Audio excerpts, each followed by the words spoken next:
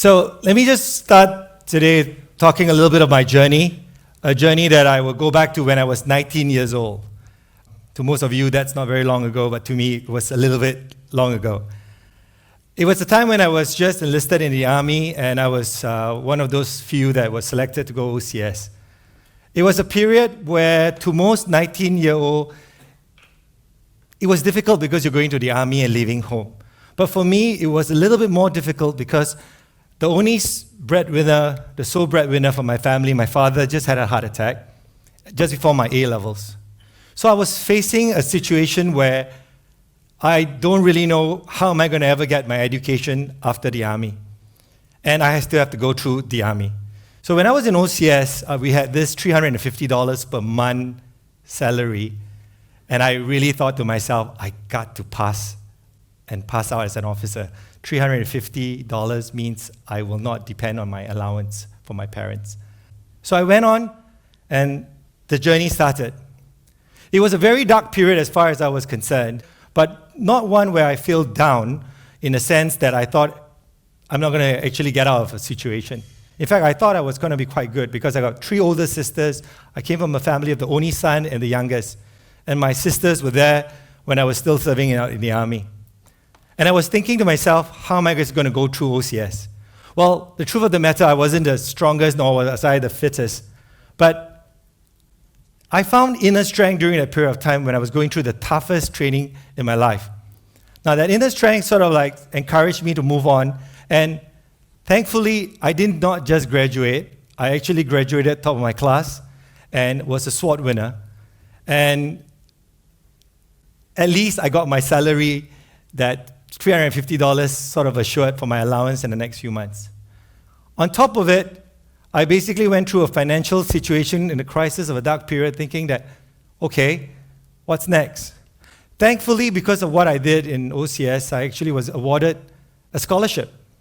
And it was to study economics, political science, and philosophy in National University. And I thought, okay, now I'm going to be on a boat, and I'm going to be set for the sunset, right? Sail towards the sunset. So this is where situations like this happens when just when I thought I was going to start a career in the military, got a scholarship, I was going to go and basically serve it out. In university, in aircon room, I developed a chronic disease. It was chronic eczema, a skin disorder. And I couldn't become an officer in the field anymore. Now, I signed up to become a field officer, but I couldn't become a field officer. Now, straight away, I went into a career decision. What am I going to do? First, I have a financial crisis to actually overcome. I overcame it. Then I go into a situation, I have to make a career decision. I didn't sign up to be a desk-bound officer. So the next problem I have to say is, if I were to break my bond, that's going to cost hundreds of thousands, and it's going to make the whole family worried. So everybody around me was saying, Gary, you got to think about this, right? You should just serve it out. Don't put ourselves and the family into a financial difficulty. But I made a decision. The decision was to provide for the family, right? So sometimes in life, education can be very expensive. And in my case, breaking the bond was a very expensive decision. But I did it. So there I go. I went on, left, made a career switch, and started a career in finance. And then where did I go? First job, I applied. It was into Shanghai. Now it's not a Shanghai that you know. The Shanghai that I knew was a very different Shanghai, 1993. So it was a hardship post, 2 years as a venture capital, right? Starting a career with a financial burden at the back of it, breaking a bond, and knowing that I have actually financial obligations. But that journey was not so bad because I then went on to an international bank, became a banker for the regional markets, met my wife there too, and then I moved on a couple of years later to a local stockbroking firm and stayed there for 10 years. Now in that 10 years, I made a couple of lucky investments and managed to basically pay off all the obligations and eventually set up my own private equity firm. Now, the journey sounds like, well, one thing led to another, from that 19-year-old boy who wasn't sure about whether he's going to get the money to go for his education, to someone who set up his own private equity firm. I said, well, this should be easy now, all right? I'm with a beautiful wife, 2 beautiful kids. I'm on a cruise ship, and this time I'm now going to be setting off for the sunset. But the truth of the matter is, something happens in the deals that we go in. After setting up the private equity firm, we went into a deal that it went south very quickly. That means something went wrong. Whatever due diligence that we did, whatever the numbers, whatever the things that we did, it all went wrong. And then I was faced in a situation where I'm saying, no, I can't let the ship go down. This was my Titanic moment. And to me, it was a Herculean task to transform this company because it was a company was just on the brink of bankruptcy, 1 week before it was bankrupt. So I said, look, if all these things are so bad, then what do I have to do? Well, I guess I have no choice. I have to jump into the trenches and turn this company around. So from an owner of a private equity firm, now I went into a company called SunMoon, and I became a fruit seller. And I started to look after plantations and started to actually look after fruits and trying to sell fruits to the rest of the world. But what do I know about fruits? Well, very little, except an apple grown on a tree. That's as close as I can talk about. But it goes on to the situation where I had to do some things. The first 2 years of going into this company, I had to write off $100 million. I didn't make $100 million. I had to write off $100 million. I had to then shut down factories the size of what I called the Forbidden City. It was 1,900 hectares of plantations, 40,000 tons of cold room, and laid off people that were workers from a 500 strength to the current strength of 50. So we managed to get the company up on its feet, and we started to go into a EBITDA positive, and we thought we got the debt out. Just when I thought I got the company clean and we were doing the right things, I decided that no, we have to really now face the final hurdle and the demons inside it. What was supposed to be a syndicated deal of people who come in to rescue the company became the crisis in itself. So what happened? This time, we now had to go in and clean up the company from the outside. And for First Everstone, we had to come in to actually get the original investors out and put in more of our monies into this. Now, going through all that difficult period, all I got was people saying, Gary, why do you do this? What was this about? Well, I guess to me, what was strange is that when something is important, even if the odds was against and it's not in my favor, I just thought about what I had to do, and I thought that was the right thing to do.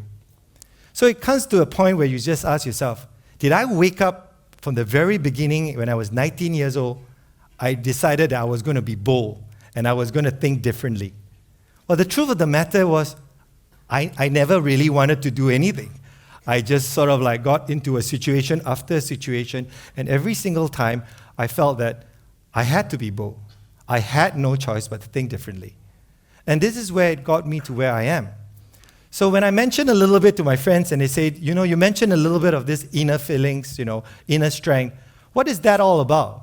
So, the academics have actually done a bit of research and they call it grit. Well, grit is actually a lot of words to describe a feeling about inner strength.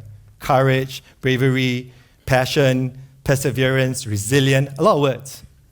Right? So for me, grit was something that I actually think, yes, that was really something that I drew a lot of my inner strength to basically face the difficulties that I was facing. So it could be difficulties, it could be adversities, it could be failures, but it sort of helped me got along myself. But this then leads to a really good quote by Angela Duckworth in her book, The Power of Passion and Perseverance. Now, if you take life as one where you are living life as a marathon and not a sprint, then everything that's going on in your life actually won't look so bad if you think of it that it's just the bumps that goes along the way. Failures, adversities, and difficulties do not define us. It's what we do with them that's going to define what we're going to actually achieve. So when I talk about passion and I talk about perseverance, I got this think about, hey, so how do we build perseverance, right? And I guess sort of like say to the young generations actually now, it's kind of more difficult for you guys because, you got everything, instant gratification is the world that you guys live in now. You got Amazon, you get shopping online, you get video on demand, you got knowledge on demand, you can even have a date on demand, So that's kind of like the world that you do. And the only perseverance that I really see is when people queue up for that one Michelin star noodle, and that favorite bubble tea. I mean, wow, that's better than nothing. So the perseverance is there.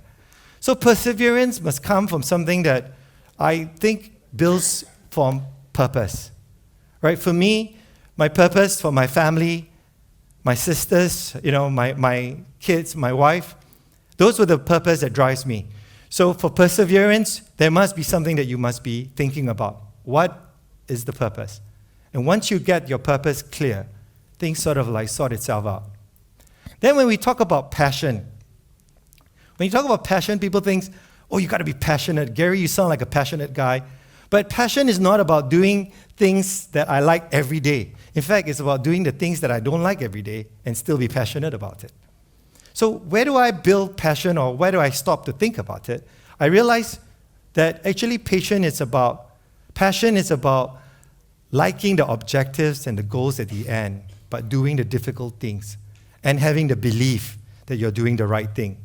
And even when you're wrong, sometimes the failures along the ways and the difficulties that you face is going to sort of set you back to the directions that you set out, and that belief will come back. Having said what I talked about, perseverance and passion, I wanted to talk a little bit on mindfulness. Because along the way on my own little journey, mindfulness was something that I was about conscious living. It's about appreciating the situation. It's about knowing the little things that actually you should be appreciating, that when you wake up in the morning, that you're fine, that there are people around you, the people who are supporting you, and the purpose that you do. That to me was what I called mindfulness. And during the time when I was going through a financial crisis that I was talking about in the restructuring, it looks okay from the outside, but I can tell you in the inside it was tough. I woke up in one of the mornings feeling sick in the tummy, the feeling of anxiety, the feeling of fear, the things that sort of like everything, the dark moments that I actually felt. And in my original first slide, it was only in darkness that you can actually see the stars. It's really something that actually I keep drawing that strength from. So for me, mindfulness was a time where I had to go to my study, sat down for 5 minutes, and actually calm myself down. And it was during those periods of calmness that it sort of gave me the clarity that I need. So being mindful allows me to actually draw what I thought was very illuminating, very empowering, and it provides me clarity. The clarity to understand purpose and the understanding of belief. So one of the things that I always wanted to share with you all is that everyone can talk about you must have grit to actually succeed. You really must have passion. You really must persevere. But if you do not be mindful of the journey and who is with you in the journey, the people who supported you in the journey, I think I would have lost the journey and the joy that actually my journey, because a lot of people could have actually seen the negatives, but I only saw the positive. So being mindful of the positive will lead us to have the right mindset. You can't start from the beginning to say, I want to have a bold mindset and I'm going to start the mindset of being different. You got to actually think about it from yourself.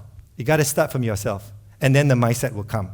And then grit, where you build perseverance, where you build passion, and plus mindfulness and the appreciation of the people and the situation around you, I am sure all of us will achieve the goals that we want to achieve, the things we want to do for the people around us. So, thank you very much.